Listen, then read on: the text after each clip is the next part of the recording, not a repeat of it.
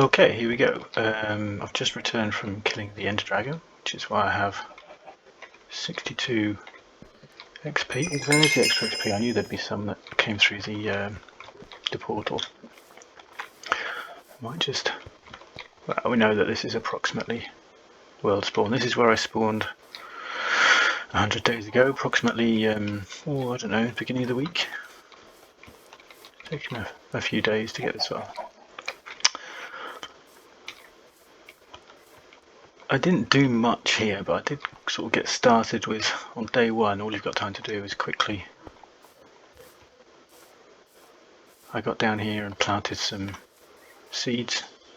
Just got to get some wheat on the go as early as possible. I think I then had a little look around, see what I could see. I think I probably got some early game exposed coal from up here, which is nice. It's nice to have a bit of coal. I think I went and got some fish to eat. And then we dig. So always got to get down underground for the first night. We've got 3 nights of peace and quiet before any phantoms start bothering you during the night. So obviously there's a ton of mobs up here in hardcore. So we dig down.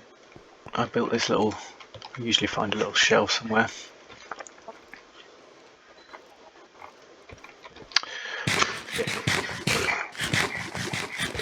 Killed during my world tour. I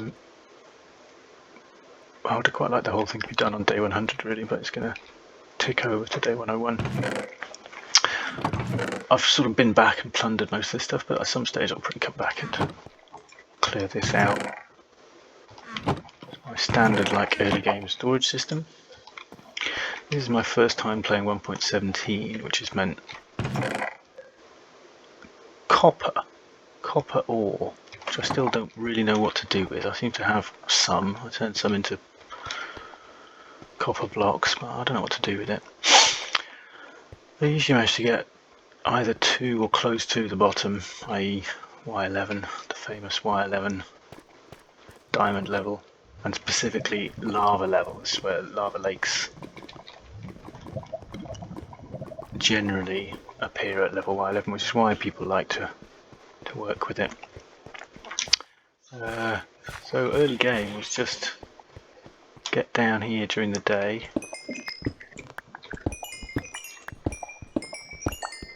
So I do actually need some of this. So yeah, get down here during the day, get down here during the night and mine, looking for your first few diamonds.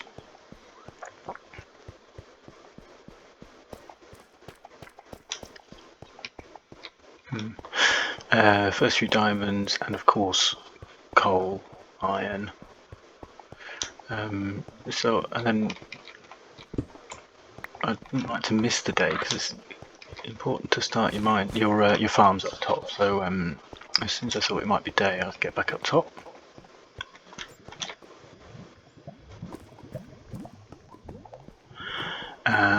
Chicken farm, wheat farm. Chicken's important to get some feathers, specifically for arrows. Relatively, as quickly as possible. I'll work out a self-refilling chicken farm, i.e. 20, 24 or so. Anything over 20 chickens in your farm is good. Now, this tunnel didn't actually get dug until way after, more like I dug it from this side to go and join up. So this is, we'll talk about that later. On the second day I kind of had a look a bit further around and I realised there was a village close by, and inspired by Pixelriff's new hardcore survival guide, thought I'd try. He was saying that on 1.17, because Fortune 3 works with iron, it's worth getting it as soon as you possibly can, because you're getting significantly more iron in your day-to-day mining from the very beginning of the game. Now, most people agree that you're going to want Fortune 3 before you start harvesting diamonds, because they're very rare and You want to get the maximum out of each ore block. But nobody really, previous to 1.17, thought Fortune 3 was that important for mining iron, because, well, not important for mining iron, because you didn't get any more. But now you do, so it turns out I do have a stack of iron, or in the game terms, about 5 stacks. So this was the village. That base where I just said we started is over there. You can actually just about see in the background, it's over there. I haven't lit it up at all at that level, so you can't really see.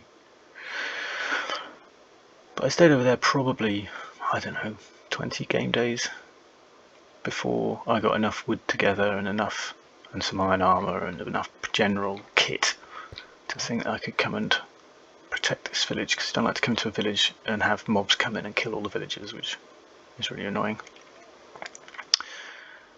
You can sort of say everything to my left here and to my right here. That was the village as it was to start with, so I surrounded it with fences, gates, locked the villages. There was only about 4, I think. There was only about 4 villages by the time I got to doing this anyway. Lock the villagers inside some buildings to make sure they don't get killed by mobs accidentally.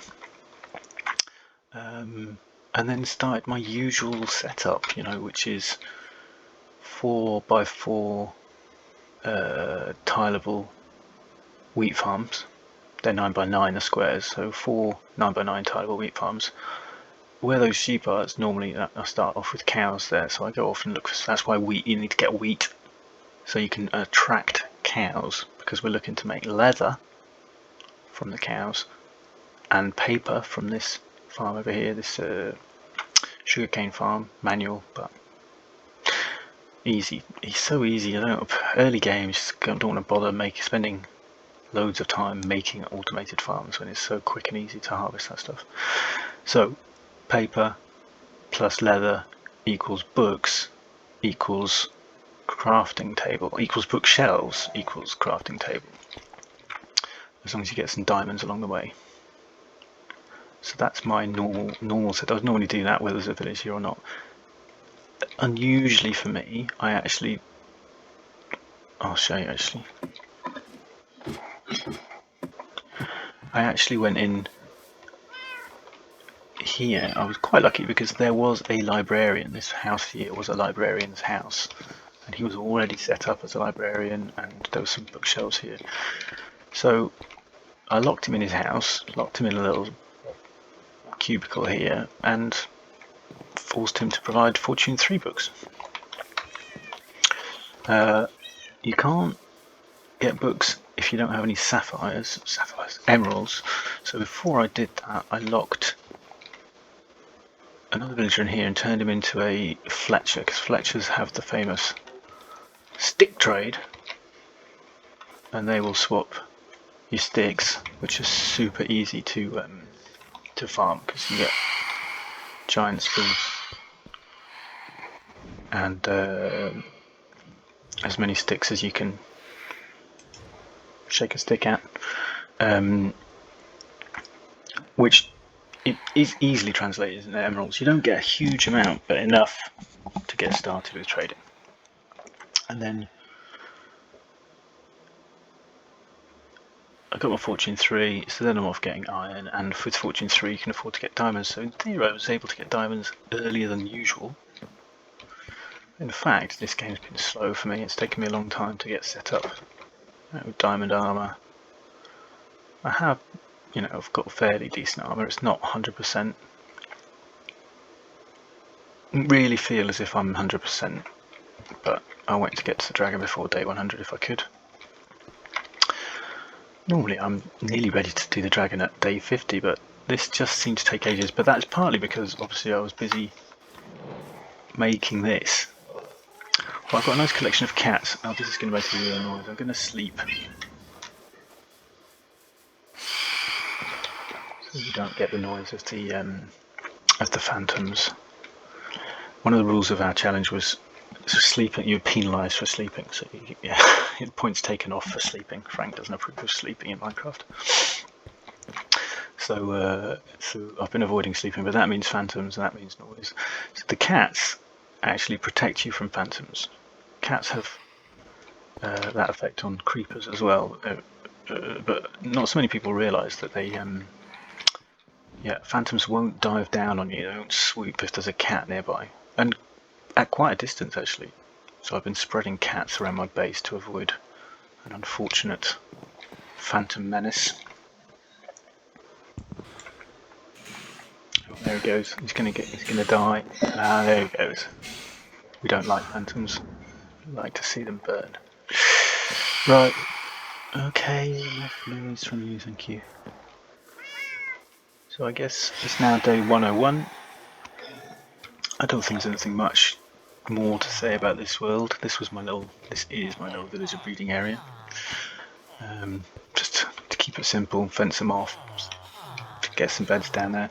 It obviously also has the effect of producing numerous iron golems, because as soon as you get a zombie creeping around out here. This is my zombifier. Not a very attractive word, but does what it says on the tin. So I'll go around and show you. Probably most people know how that works, but so this is my trading hall. I'm not even half full yet, but it's got the essentials. We'll come back to that. So what I don't like working with villagers who haven't been zombies, because you get much better deals from them trading wise. You know, it's chalk and cheese. So I'll bring him down. They'll choose to follow a bed anywhere at night time, so it's dead easy to get the villager to just know there's a bed down here. In he gets, unsuspecting. Shut that, open that, attract a zombie in, come down here, biff baff boff, kill the zombie who's just turned my villager into a zombie villager. And then I should have in here, but I haven't right now, one of these, a splash potion of weakness, and one of these, a golden apple. I'll probably go and make a few now. I usually have sort of 3 or 6. They're made in 3s, so a selection of a collection of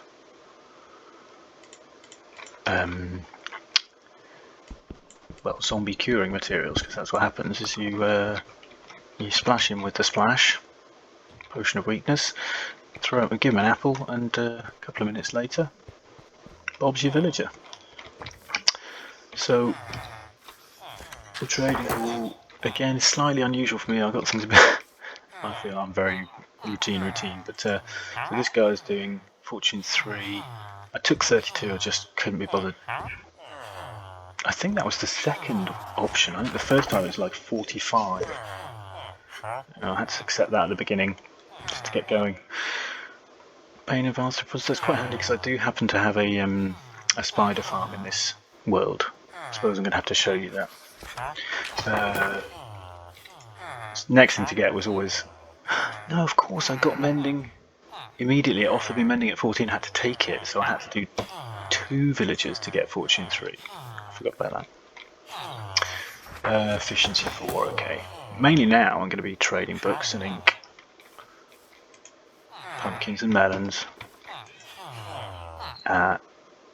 String from Spider Farm. Raw mutton and steak.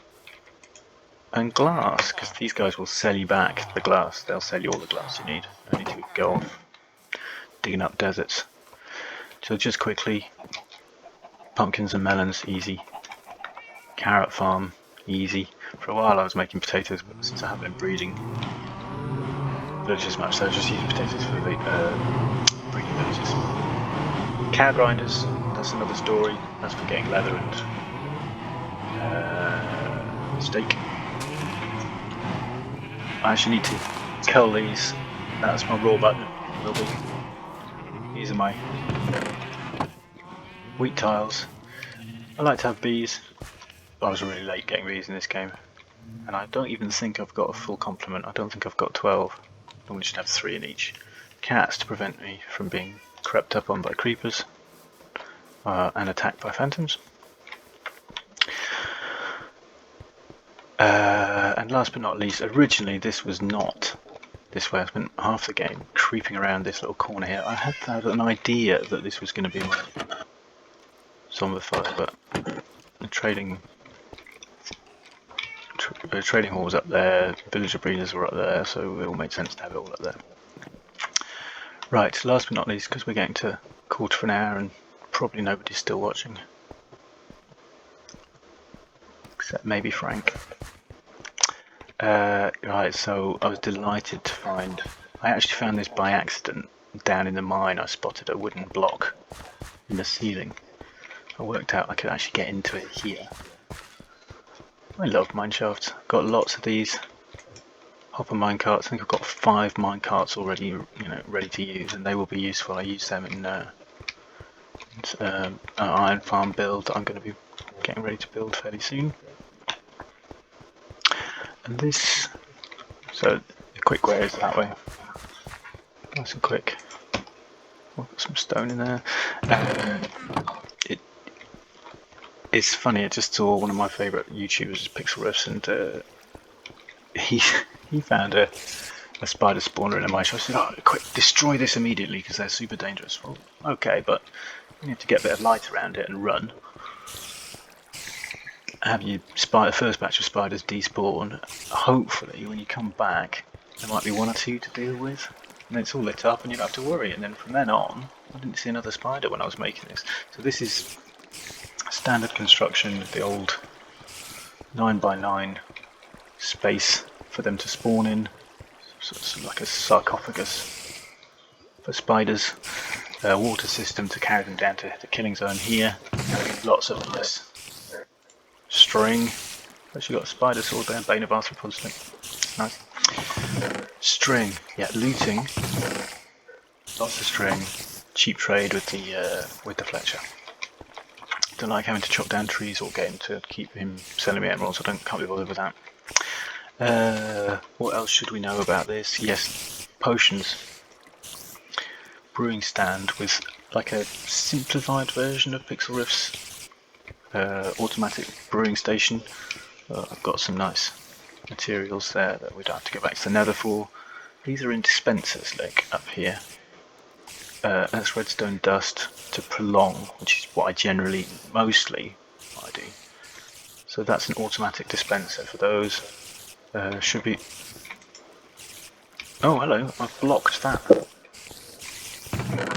Bottles of water go into the hopper there, easy to refill. There's a hopper there, you can stick your main ingredients in there, but here, well, that's already an awkward potion, but if we wanted to, that button for a bit of nether wart, that button for your redstone dust, and this is nice. It'll just empty the 3 bottles you've just made into this box here. It's that one there, look. And then when you click it back up, it just puts you 3 new bottles ready to fill. Press the button, nether wart straight in. Let's say we're going to have a bit of... we've got phantom membrane here, we'll have that for a bit of slow falling. That goes in the hopper ready, and then duck, and that's in the hopper ready. Obviously enchanting setup with a grindstone, anvil, bits are ready to go. Got some books, and that's about where we got to. I'm ready to probably use these levels to improve my kit a little bit and then head to the end for an Ender City run. That's what I think we'll do. Okay, there we go. Day 101. Daddy McD out.